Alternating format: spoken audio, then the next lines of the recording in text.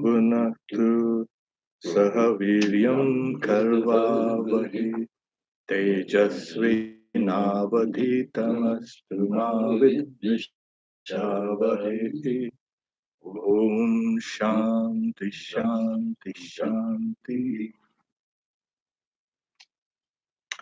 Shvetashvatara Upanishad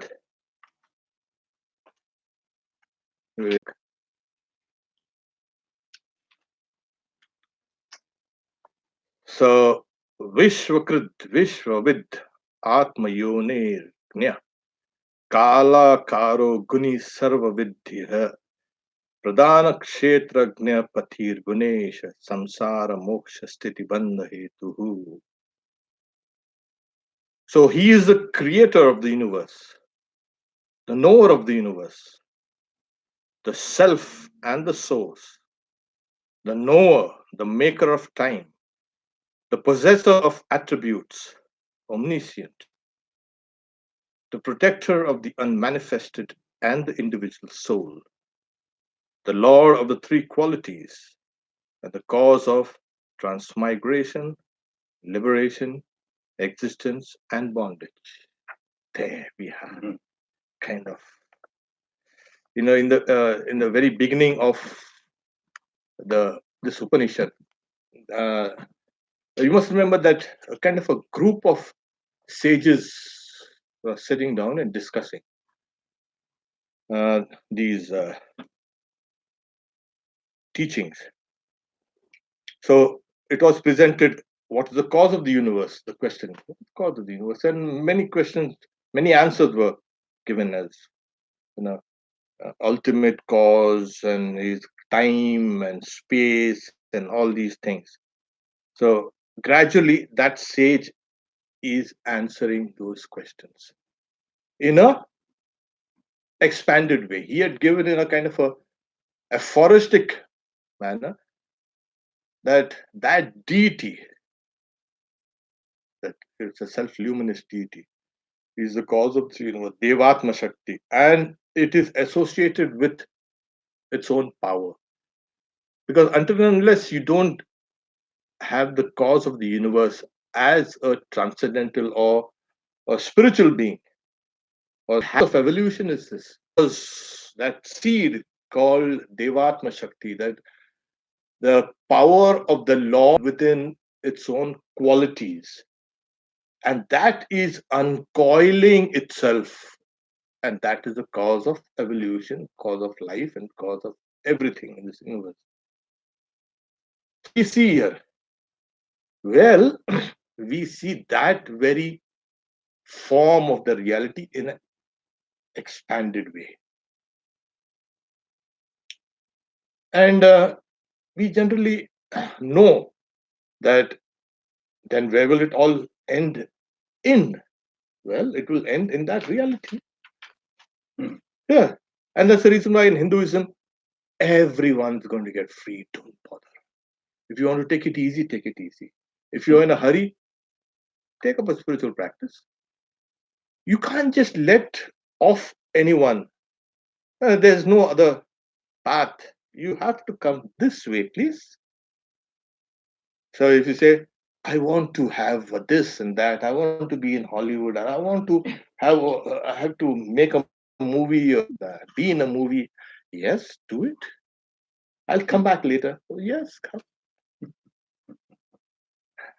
And we have been doing this, and what has happened is we have forgotten the essential nature of ourselves and the universe.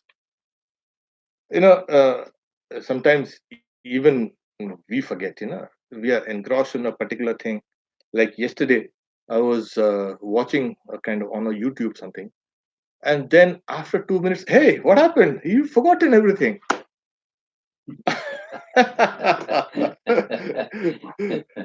So you're talking about economics and all these things. I was getting an idea because my next talk here will be on alienation, and Karl Marx has spoken on economic alienation. So I was getting some ideas, but then at the same time, hey, what happened? You forgot the whole. He laid out the whole history of economic development of the West as well as the East and all these things. So I think where did people ever make a mistake? And I was so engrossed in that. Yeah, right, right. Yeah, after the Cold War, everything became complacent. Yeah, well, we are the guys. We are the top guys. Yeah. And while in the meantime, there was another power rising, China. Ah, in fact, that guy quotes Napoleon. He says, "Let China sleep, because if she wakes up, she's going to overrun things." There you are. And China was awakening there. And because of that awakening, all the nearby countries also, hey, what's up?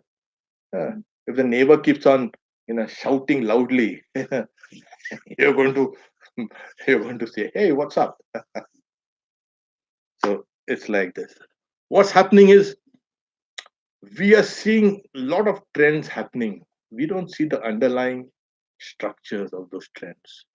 And we think it's just a passing trend. No.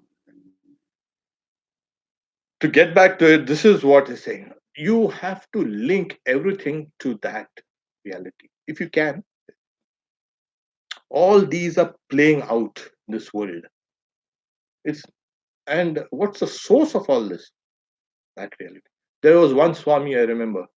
We should start a discussion, and then when we find the discussion is not going anywhere, we make a kind of joke. Okay, Swami, now take this thing and throw it into the manifested reality. This is called the Saguna Brahma. You take everything and throw it in. And then he used to wonderfully, very creatively, he used to join the kind of links, find the links and this and that, and take us back to that reality there. It comes from there. So this sage has kind of laid out an expansion of this universe, and now he's joining all these links all together. So here he's saying, what's the one when we see that the first question was, who created this? And obviously, that's the first question any theologian or a philosopher or any child will ask, who did all this? Yeah, not my mama or papa. Yeah, they can't do that. They can do something else, not this some big guy there. So this is the big guy here. He's the creator of the universe. And what? And has it stopped there? No. The knower of the universe. There. If you create something, you've got to know it. I was talking about economic alienation. It means that a worker or a laborer, they produce something and they do not get identified with that, or they don't use the product, or the product does not benefit them. It goes in the hands of some few top guys. So that's a kind of an economic alienation. Here, I produce a universe and I know it. There is no kind of distinction. Doesn't God know this nonsense that's going on here? We ask him. Doesn't he see our struggle? Doesn't he see my struggle? Doesn't he see my back pain? Well, God knows. Because He's a creator, He's a knower. That's important. It's not just left, okay, let it go, like a kind of a artificial intelligence toy or a kind of a, you can say, equipment. It's self-replicating now. It's going on and on and on. No, there is a kind of a guidance, and that guidance is a spiritual guidance. So that's the creator of the universe, the knower of the universe. Like, I know my own self. Even the closest person to me will never know me. I know myself. So that kind of intimate knowledge of the whole universe is with God. Yes. And the self and the source. Yeah, the self and the source. It's actually the word used is Atma and Yoni. There are some commentators who take this word as a kind of a combination.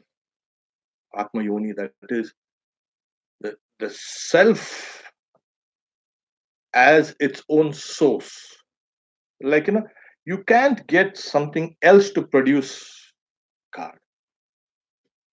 Self revealed, or you can say what you would say, mm, self manifest, or self luminous, or uncreate. That will get. Nobody has created it. Then say, what about the first cause, the prime mover? Who caused that first cause? And they say there is something called a regressus ad infinitum. In Sanskrit, it's called anavastha dosh. You've got to stop somewhere. When you come to the prime mover, first cause, you've got to stop there. You can't say, ask, what about the cause of this? And then you will say, what about the cause of that? And then, so, so the moment you have something like this, then you will have the problem of anavastha dosha. That is the fault of non-establishing the, you can say, mm, the logical process, or the logical process is incomplete. So when you have the reality as as another word is swayambhu, self-existent. That's a better word. The self-existent Atma Yoni, the source as the self itself. There is no other. He's trying to uh, disprove, or you can say, trying to tell us that there is no one else other than this. So so the creator, the knower of the universe, and the self, and the source. And again, the knower, Gnya. Now, Sorry, AC. I'm moving. It's okay. I'm okay. I'm okay. okay. This is really good. I'm so sorry. In fact, I Chilling. turned down. Sorry. Really, But it's okay. Yeah, it's fine with okay. me, Yeah, just actually. yeah. There, it's okay. it's like blowing at you. There, it's blowing at you from the back. But here, it's okay. It's really fine. More Sorry. happy solution. Yeah, sorry. You want a blanket? No, no, no. I'm okay. I'm really okay. Sorry, I'm Some really, cool really, stuff here. yeah, really okay. Good. Okay. Yeah.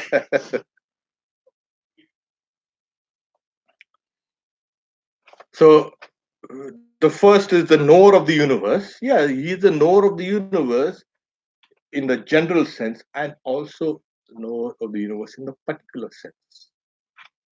He, he, it, he or she, it knows each and every wave in the mind, chittavritti. It knows itself.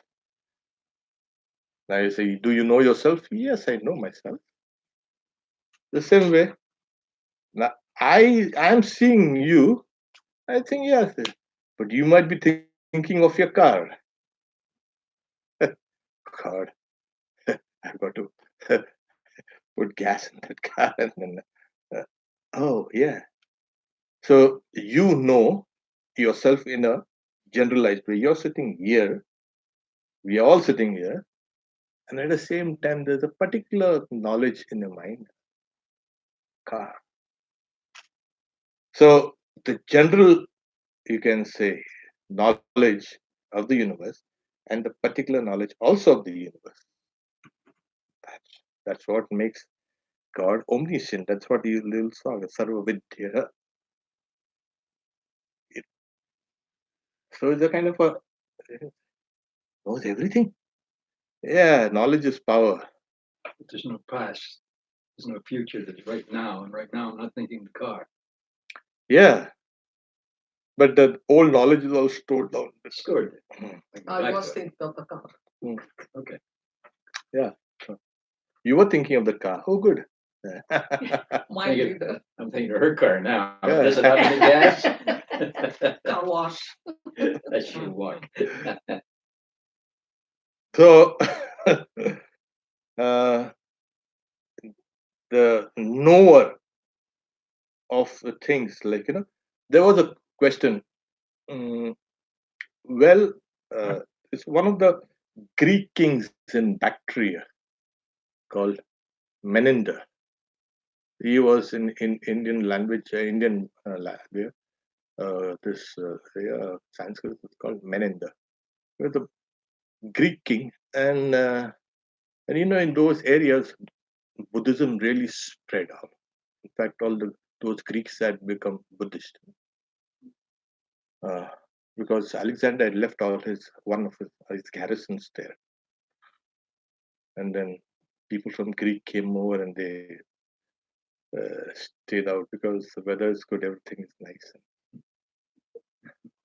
So there was a monk, Bhikkhu, whom this it's called the 100 Questions of King Menander, King Melinda. So one of the questions was, he's asking that monk, you say your Buddha was omniscient. Yeah. Does he know everything now, these transformations that are taking place? Can he, as an omniscient being, know everything? No. As an omniscient being, he knows the very foundation of this universe, the very materials. But what form they will later take on the surface, he may not know at a glance.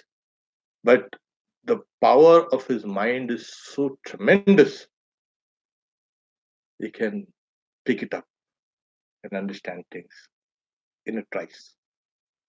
That's the idea of Sarvagna, all knowing. So here, when this is, there are two knowers. He is the knower of the universe, and then again knower. What's that? And again we'll have the omniscient.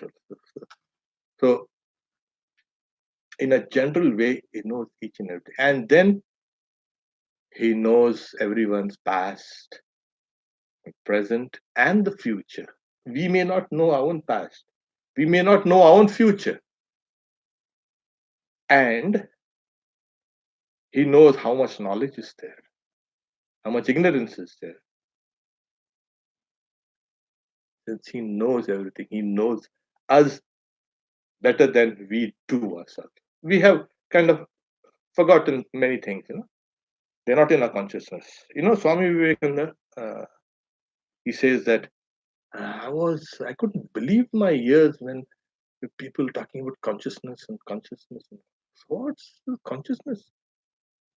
Consciousness is just a thin film on the ocean of subconsciousness and the heights of super consciousness.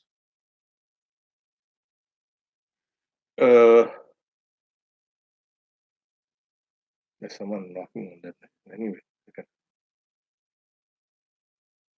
Saying in this, I can never be mistaken because I have seen with my own eyes how Ramakrishna Paramahansa used to look at a person and read in 10 minutes, read the whole of his past and tell what will be the future. What will be past. So what happened? Yeah, this as the Ramakrishna Paramahansa, he knows that person's entire past. What's that? Who's kept the record? Those records are there in that person's mind. Mhm. And you can pick it up and understand how that person has evolved through the ages and how he or she will proceed in the future. It's scary at times. Sure is. Are there no secrets in the universe? My secrets? No, not your secrets. The whole thing is secretive, of course. He doesn't tell you, hey, it's like this and it's like. Only when Sri Ramakrishna's, some of his disciples will come, say, I want to practice yoga. Can you teach me? One disciple. He looks at him, yeah, I'll teach you. You were a yogi in your previous birth. You had not attained the highest, but this is going to be your last birth there. So you just see a person, and this is called he's a knower. And the guy who knows everything, he's the boss. About to you, sir. Well, somebody did come in here and seen the door shut with that. It doesn't matter. Oh, If he is destined for this, You'll come. so and the maker of time, there we have. Time itself is a very powerful factor in molding this universe. Give it time, and things will change. Of course, there are laws of nature, there are other laws of nature. But time is such a tremendous factor. You just cannot think of this universe without time. You just cannot think about anything without bringing in the idea of time. But exactly what is time? Swami Vivekananda say they are like it's like a shadow around everything. You can't grasp it, but it's there. When we are talking, we are not conscious of time. The moment we think of it, oh, it's there. Oh, yes. Its influence is so powerful. Like one thought arises in my mind and then subsides. That's an interval of time, the smallest interval of time. Of course, the smallest interval of time, they say that it's taking a kind of a needle and uh, piercing a lotus leaf. That time is called a kshana. Second, the smallest time. So everywhere we just cannot operate without this idea of time. And now, thanks to science, the time and space. So these are shadows around everything. We can't grasp it, but they are molding things up. I think, yeah, time is very powerful. And one of the answers was time is the cause of this universe. So the quantum fluctuation that started the whole thing. God is the maker of time. And that's the reason why you cannot ask the why. You have to ask the question why, where there is are causal factors. One thing appears, and then that same thing appears in a different garb. And you say, why? I seen him with a white shirt and then now with a gray shirt. Why? I can ask that. Well, it's the same person. Why? Doesn't look to me. You can keep on asking why, why, why. I remember when we were young, there was one friend of mine. He was like kind of a little naughty and saying, uh, "You ask anything, anything." Then in a conversation, I used to say, "Yeah, give me 10 cents." It was 10 paisa, 10 cents. You fool, give me 10 cents. I'll trash you. Give me 10 cents. And kept on every. Every time they give me 10 cents till that person used to get so annoyed. Get out from here. Give me 10 cents. You idiot. Give me 10 cents. With everything. So you can ask the question, why? Everything. Why did this apple fall down? Yeah. Well, it was ripe. Well, that one. A ghost pulled it down. No, that one too. Well, a bird was perching on it, trying to it fell down. There is you ask the question why, and then we have the law of causation, the gravity. Hmm. So you ask questions why, but then you have to come to a stage where all whys stop there. So here also you can ask the question why in the realm of time and space and causation. This is what is called Maya. Yeah. Time, space, causation, desh, kal, nimitta is called. Everything operates on these three, you can say, pillars. And you cannot explain it. It's standing between knowledge and ignorance. That's kind of so that is the creator of even time, the maker of time. Then the possessor of attributes. Oh, Guni. Yeah, all attributes, whatever attributes are there, like we see attributes in a person, uh, all those are actually the Lord's attributes. You can seek God through those acts. Suppose a person is extremely creative. Suppose he can churn out music and churn out songs over and over again every day. Well, where's the creativity coming from? That person, creative person, can realize the source of his creativity. Somewhere deep down, when a person is extremely creative, gets into a state of mind, and then ideas flash. Don't know where exactly it's come from. Hey, where did it come from? But it has dawned within you, and then you express it. Then, if the person searches, where exactly did it come? Okay, from my mind. Now, then we'll find out where exactly.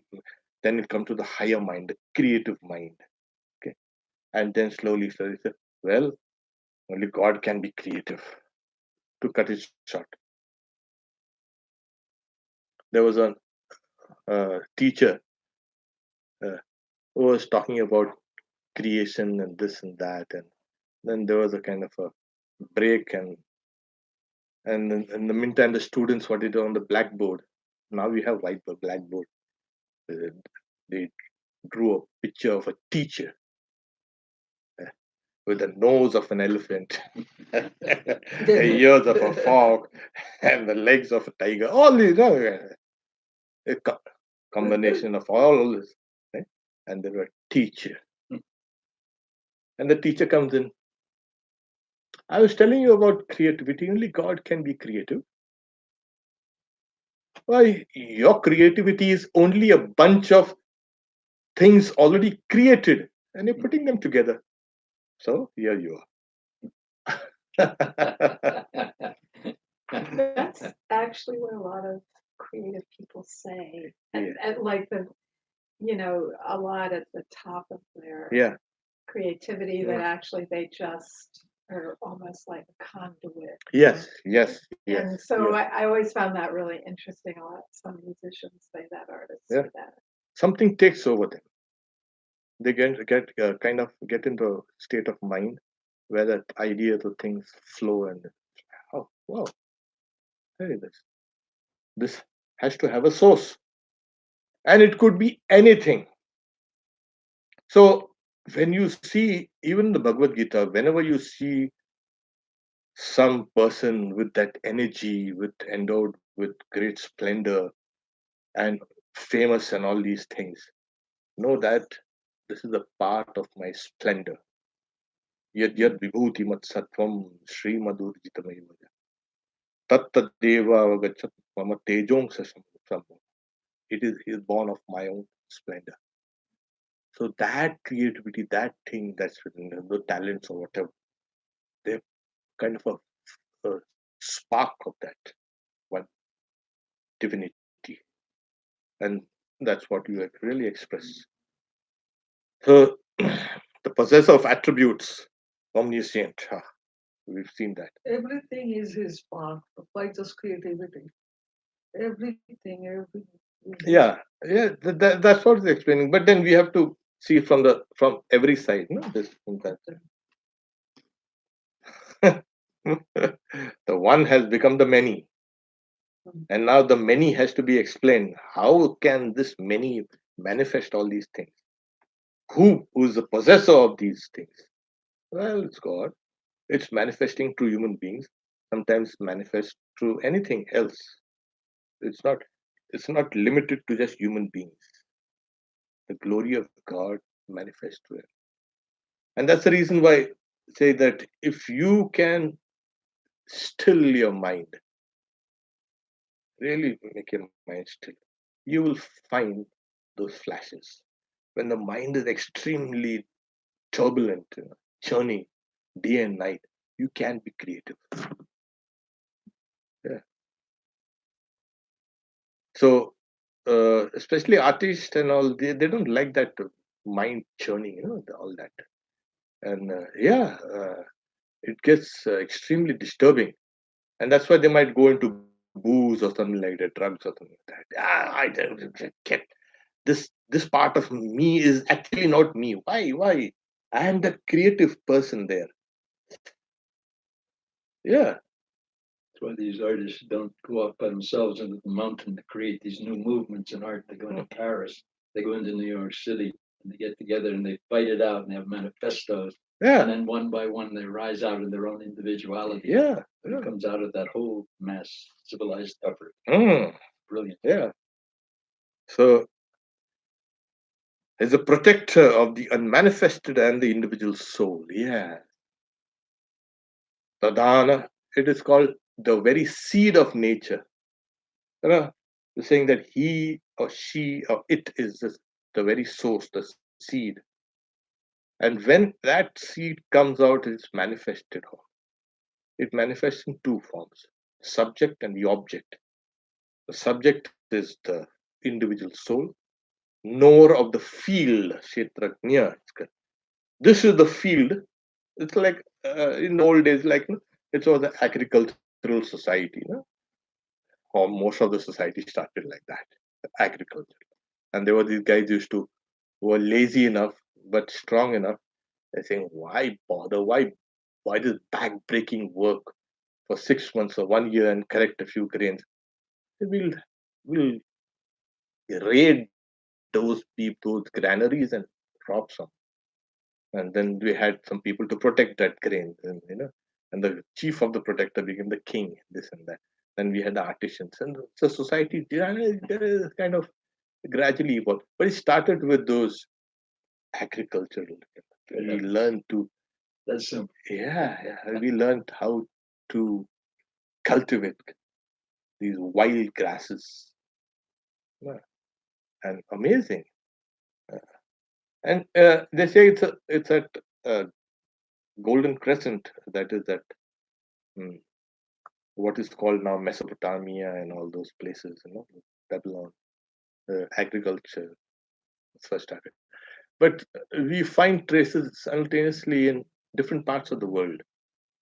So a kind of that collective intelligence is uncoiling itself, and you find it manifesting through certain sections of people or individuals in different parts of the world.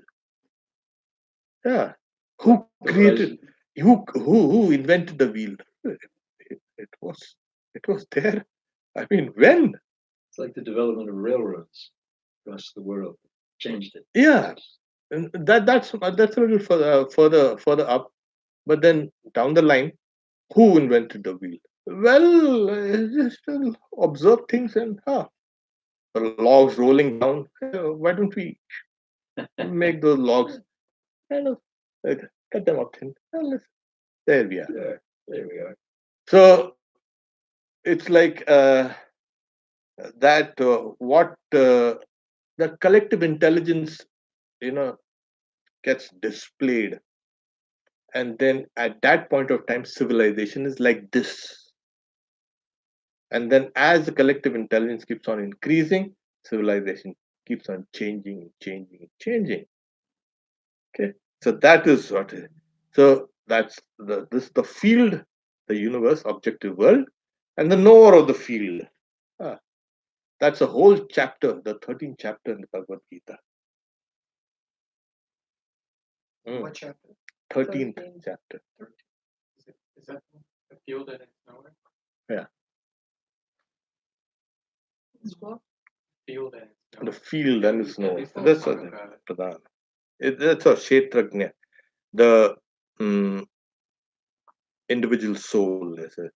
The Lord of the three qualities. Yeah, those three sattva, rajas, tamas. Because it's not a blind kind of a universe. It has these three powers that are combining, recombining, manifesting, non-manifesting, permuting, combining, all these things. So it's the Lord of that. And the cause of transmigration, liberation, existence, and bondage. There we are. Let's say samsara moksha sthiti bandha hetu, the cause. So bondage and liberation. Yeah, yeah. Sri Ramakrishna says, you see, mother does not like to confer liberation so quickly. So why don't you play? Why? What's wrong with you? Don't you like this play around? Eh, I'm here, so why do you have to? I want liberation. I want liberation. Saying no, I want to get out of this game. Oh well, okay, fine. You go out. I've got others to play with. So God is the cause of samsara, samsarati. The movement of this world is called samsara. So it's constantly samsarati, constantly moving. Nothing is ever still. So the moment it moves, it gets diversified into endless combinations. So samsara and moksha. Ah, when you see the Kumbh Mela, people going to bathe at that confluence of the Ganga and the Jamuna and different parts of the uh, four parts of the country, and those constellations have to be perfectly aligned with that, and then everybody is like waiting. My God, how many people? Millions. Oh my God, millions and millions of people are waiting. That's the time. And they're all asking, what time is going to happen? What's going to happen here? And then when the time comes, everybody you bathe in that, uh, the river is supposed to confer liberation after you die, of course. But there are times when there's a stampede because you won't believe. But even though with all this kind of crush of humanity, you won't believe it. It's a largest collection of humanity in a particular place. You have discarded everything. Who's pushing you? Whose elbow is in in your ribs? Don't bother. You just and most of the people they have not read any scriptures or anything like that. And say, oh well, they are well versed in scriptures, and that's why they know nothing. What do they want? Moksha. You will get this only in India. Oh God! Somehow that thing is there in the blood. Somehow you have to get out of this samsara and into freedom. So, and this has been there for thousands of years. And even children, they hardly know anything. Even they say, well, you've got a long, long time to go. Who knows? Let's take a dip now. And after every 12 years, they'll be ready for the next dip. What if that first one wasn't correct? It's an amazing this. You can a whole city is set up and dismantled after the fair. And in the days leading to that sacred bath, It's a kind of a fair. All types of monks and all types of pandits and all types of kind of a display of religion. This person giving that discourse and this person this and this person showing that tricks and yeah, it's a kind of a great. It's a whole city coming up, and then suddenly, after it's all over, everything dismantled and so the samsara and moksha. That's a well, those these concepts have it's there manifest in that particular culture. But even in a daily life, we feel we are free, and yet we are bound with some silly, stupid thought or some activity or something. You feel you can just break it, you can break loose and go. Yet at the same time, you feel, oh yeah, wait, I'll tarry a little longer. Let's see what things are like. I know I'm free, but then yeah, I can. The freedom. If that sense of freedom ever goes away from the human heart, this is the bad place to stay. I guess so. Yeah. So samsara and moksha. That's why the goal of every life was moksha. It's given to each and every one. You are supposed to attain moksha, freedom. That's the goal of human life. I mean, it was meant for everyone. Okay. So whatever you do, it you should be. It should lead you towards that freedom. We don't tell you how to do it, what to do, and we just as long as you keep on moving towards this. So that is liberation. And what is liberation? Liberation, of course, comes through knowledge, as we know. How do we know?